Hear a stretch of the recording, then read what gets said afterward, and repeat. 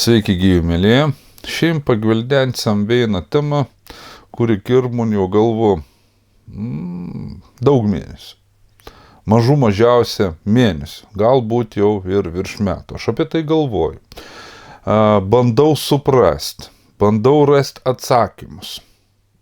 Kodėl socialinius tinklus ir tiek daug, pradžią pavadinkim, keistų žmonių, kad komentuodami, reikšdami mintis, nesugeb suformuluoti ne vieną sakinį, dažnai naudoja necenzūrinę leksiką, demonstruojant pyktį ir neadekvatumą. Aš galvoju, kodėl žmonės taip elgas? Kodėl žmonės po daugelių straipsnių, kad ir didžiosios portalos, ten kažkokios Delfijos ar dar kitur, ten kai kurios yra apriboti tie komentarai, tiesiog užeini ir tu matai, kaip psichiatrinė ligoninė. Kodėl žmonės taip elgas? Aš galvoju, ar tiesiog žmogus elgas iš pykčio ir šiaip ateit pasidergti, bet tam irgi turbūt priežastis. Ir aš manau, kad aš radau atsakymą. Atsakymas ir liūdnas. Mane iš tikrųjų nuliūdina. Aš pradėjau ieškoti informacijos visų pirma, ar psichiatrinės ligoninės yra leidžiama naudotis mobiliaisiais įrenginiais. Tai ir planšetinis kompiuteris, telefonas, išmanėsis ir taip toliau. Pasirodo, kad taip. Psichiatrinėse ligoninėse ir leidžiama naudotis mobiliaisiais telefonais.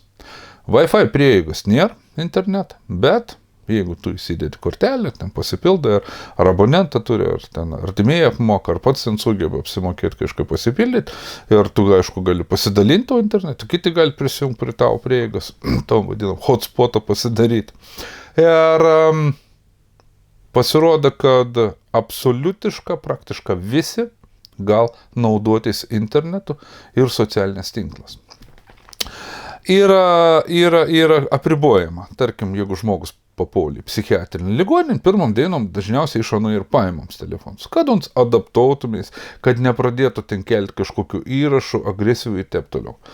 Taip pat ir taisyklės. Draudžiama filmuoti personalą, aplinkos ir taip toliau kelti nuotraukų į socialinius tinklus. Jeigu tik pamat, nes ani visi ir stebėm.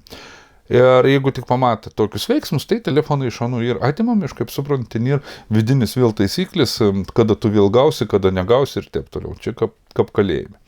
Tai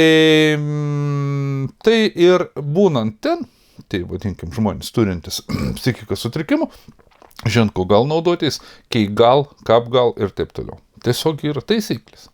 Bet netgi vadinamus tos upsus, ūmių psichikos sutrikimų skyrius, netgi ir tai žmonės ribota to ir prieiga prie socialinių tinklų ir prie interneto. Įsivaizduojam. Ir, tiesiog, ir kada pagerėjams būna, tada daug, kada matosi jau suaktyvėjimas, ligos ten visokiai, tai simptomą pasireiškia labiau ir paima. Ir dabar mes, kada pastebim Facebookus, rašinėjančius visokius žmonės, absoliutišką, bet atsakomybės ir pripažinsiu, kad man teka tikrai ne vieną ir ne du užblokuoti,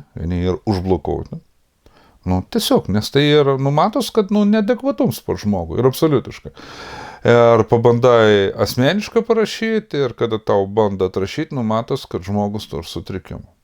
Ir aš prisipažinsiu, kad ne vien žmogus prisipažino, kad ons tiesiog gula ligoninė. Atsiprašau. Taigi, nuo to laiko aš ir pradėjau domėtis, kokia ir situacija pas mus psichiatrinės ligoninės. Pasirodo, kad psichiatrinės ligoninės šiandien dieną, kiekvieną dieną, psichiatrinės ligoninės, išsitraukiau duomenis, siunčiau informaciją į higienos institutą, nes informaciją ir galim gauti iš higienos instituto, nes ten yra ir sveikatos apsaugos ministerijos.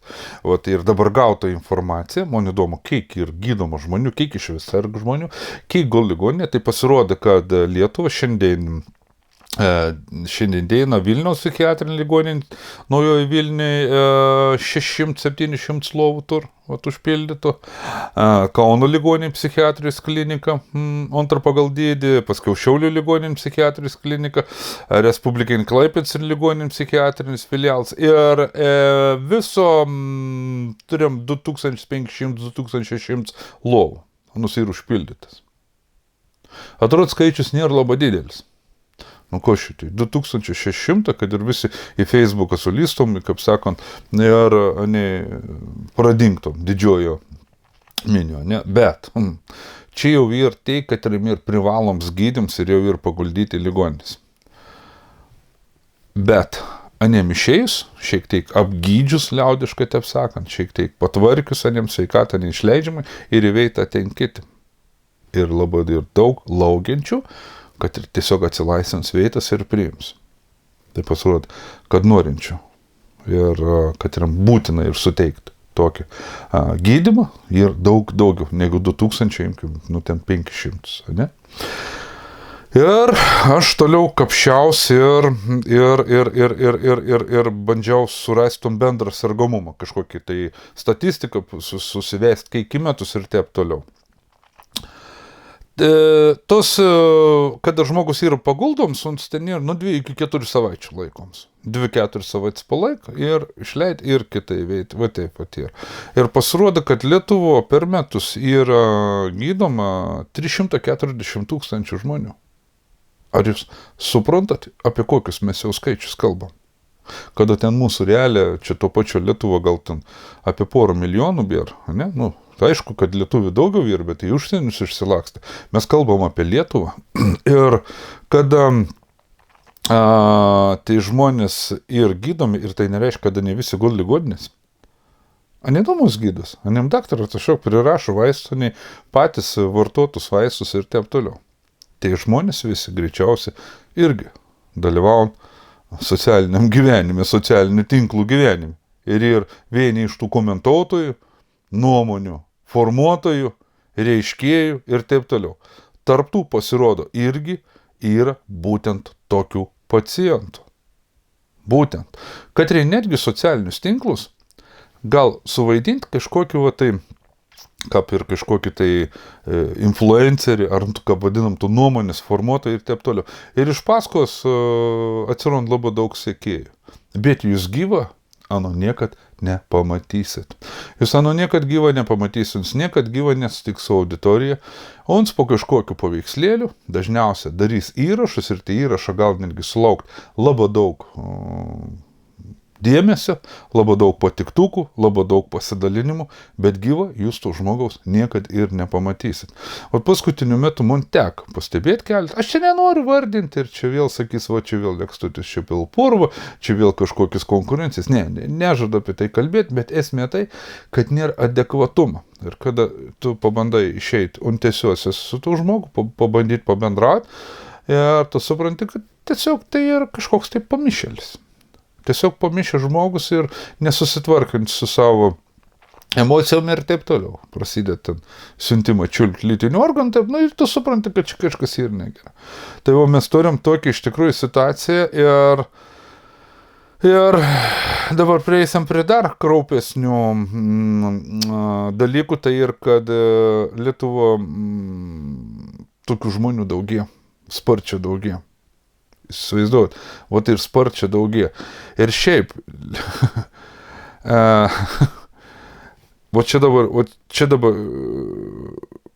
čia ir dabar, ku pasakysiu, man ir liūdna, man ir, nežinau, man skaud dėl to ir graudu ir neturiu netgi, nerandu žodžių, kaip tai įvardinti, kad gavau statistiką, kad valstybinis ligonių kasos duomenimis ir valstybinis ligonių kasų duomenimis per metus apsilankymų skaičius psichikos sveikatos centruose viršyja 1,2 milijono. Jūs suprantat, apie kokius mes skaičius kalbam. Tokio mažo lietuvėlė. Pasižiūrėkit, kiek lietuvų žmonių turi psichikos sutrikimų.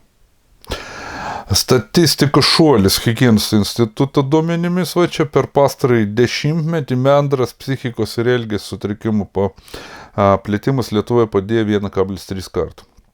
Labiausiai auga diagnozuojamų nuotaikos, depresijos, nerimo bei elgesio sutrikimų skaičius.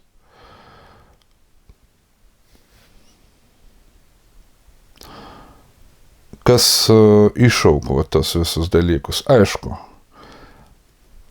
pastovus grasinims karu, COVID labai daug prisidėjo,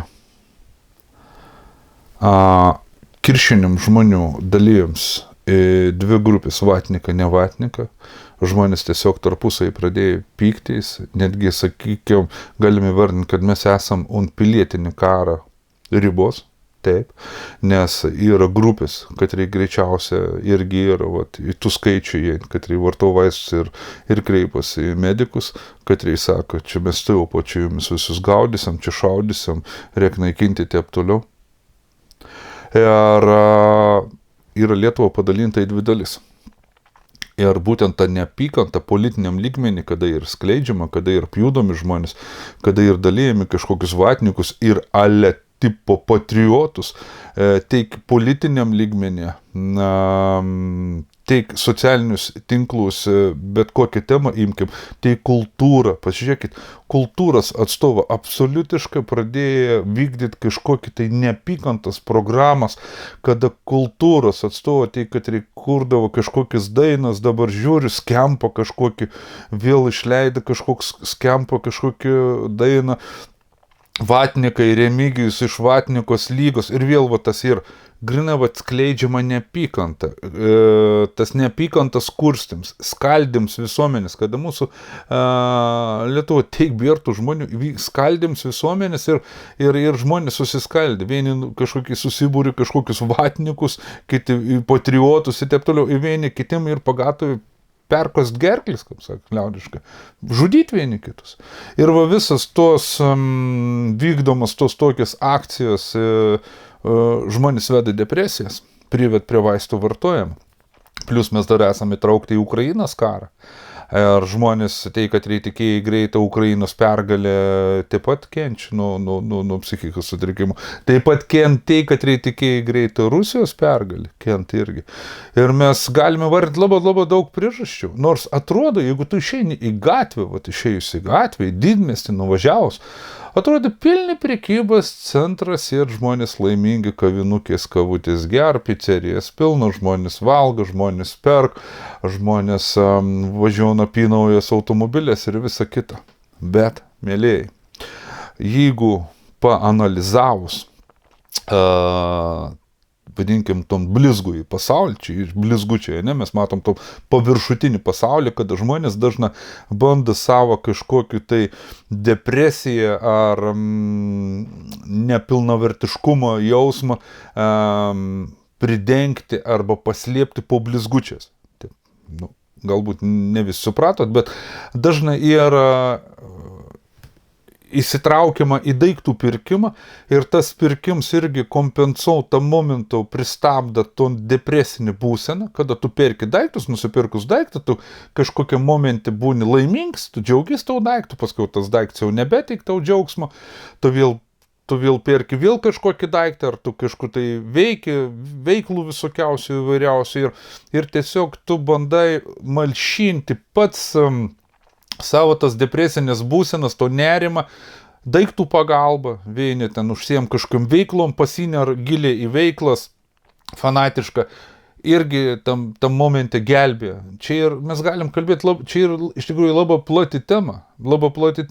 Todėl mes dažnai visuomenė ir matom, tu dabar ypač kada buvo galimybė susigrąžinti pinigus, tus kaupiamuosius, ir aš kai pasižiūriu čia ir pasikalbu su kurjeriais, sako, žmonės perka dabar masiškai, sako, tiesiog kurjerių tarnybos atvėluojas iki 5-6 dienų, kur Lietuvos, sako, net per kalėdas ir per tą šventę, sako, nebūdavo, kur dažniausiai per kalėdas būtų didžiausias krūvis. Tai dabar žmonės tiesiog perk ir pastebėjams, kad tos pinigus gavę, žmonės kada perk, iškart pas psichologus, pas psichiatrus eilis pradėt mažėti.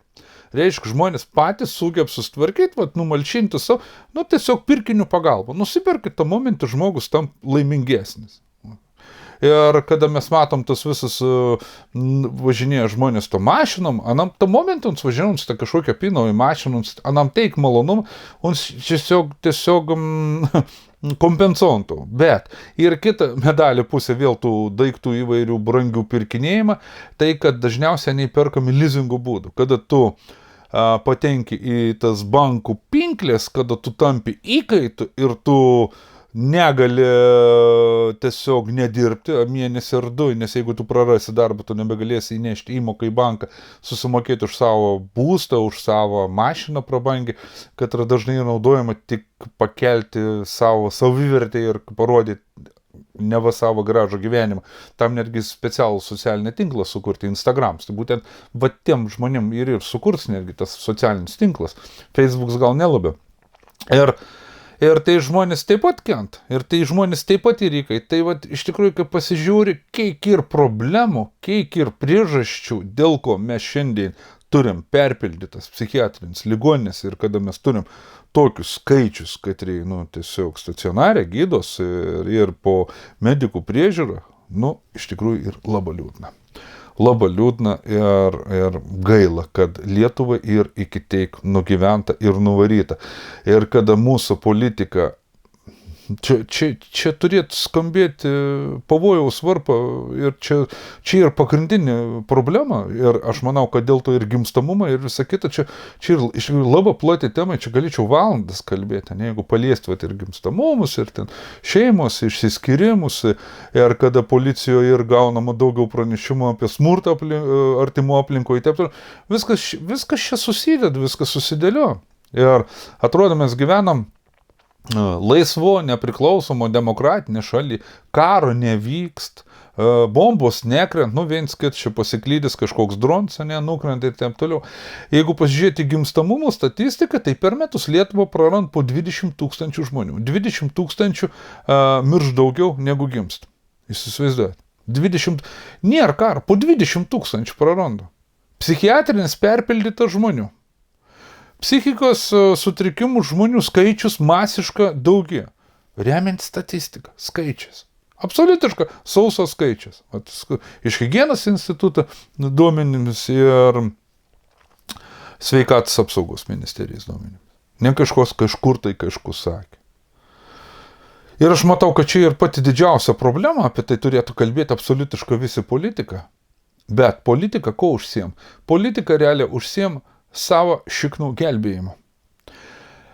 Dėl kažkokių koalicijų, mušas, plakas, daužos. Koks skirtums, ar tu koalicijo ar ne koalicijo? Jeigu tu myli Lietuvą, tu gali priiminėti adekvačius sprendimus ir balsuoti. Jeigu tai sprendimai, tarkim, ir priimami ir naudingi Lietuvą, koks tu skirtums, su kuo tu susijungi, su kuo tu atsijungis, ar tu viens pats sėdi, ar tu priklausa partija ar nepriklausa. Elementarus klausimas. Kiekvienam žiūrovui. Koks skirtums? Jokio. Ir visas tos peštinės koalicijų sudarimo, tai čia tiesiog ir lovių dalybas. O Lietuva su savo problemom, kurias aš, čia ir maža dalis problemų, kurias įvardinu, ir tiesiog palikta likimo valią. Ir žmonės patys kapstos, patys bando išsikapstyti ir ne visiems pasisek, kitiems paūmėti į sutrikimą. Ir paskutiniu metu tikrai matau tokių žmonių padaugėjimą. Ir aš nesidžiaugiu ir moni ir sakau liūdna, gaila, graudu, kada mano šaly vyksta tokiai dalykai. Taigi, tikėkimės, kad situacija kažkada tai pagerės. Bet kiekvienas žmogus turi apie tai pagalvoti. Kiekvienas žmogus šiandien iš tikrųjų galimybės ir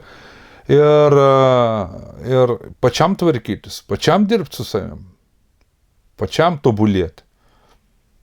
Bet ne visi sugeba ir ne visi nori. Galimybės iš tikrųjų šiandien nėra. Šiandien yra didžiulis galimybės būti kvailiu, didžiulis galimybės ir protingų žmogum būti, ir tikra galimybės. Tai galbūt karjeros laiptas protingam žmogui šiais laikas užlipti gan sunkiau, nes kvailiam ir pirmoms. Jeigu kvailis dar pastarnaut sistemą, tada kvailiau ir suteikime eterį ir visą kitą. Nes pasižiūrėkit socialinius tinklus ir didžiuosius portalus, pažiūrėkit, kokias žvaigždės mes turime. Visokių Stano, Slavkas ir taip toliau. Nu, tai ir linksmintoje, ir žmonės kvailintoje. Ir anie ir laikomi kaip kažkoks tai elitas. Tai irgi daug ko pasako apie visuomenę. Kas visuomenė rūp, kas visuomenė ir svarbu. Tai šiam kartą, aš manau, gal ir užteks. Ačiū, kad palaikot mano veiklą. Ačiū, kad dalinatės, nebijot. Tie, kurie nesate dar prenumeravę kanalą, galite prenumeruoti kanalą. Tie, kurie dar nesugalvojat, ar remti ar neremti, pagalvokit, ar verta palaikyti mano veiklą. O jeigu jau priimsit sprendimą, kad palaikyti veiklą, apačiau po vaizdą įrašą ir visi manom būdą, kaip tai gali padaryti. Taigi, šiam kartu, mylėjai, sakau, teik ir iki kitų kartų. Ate.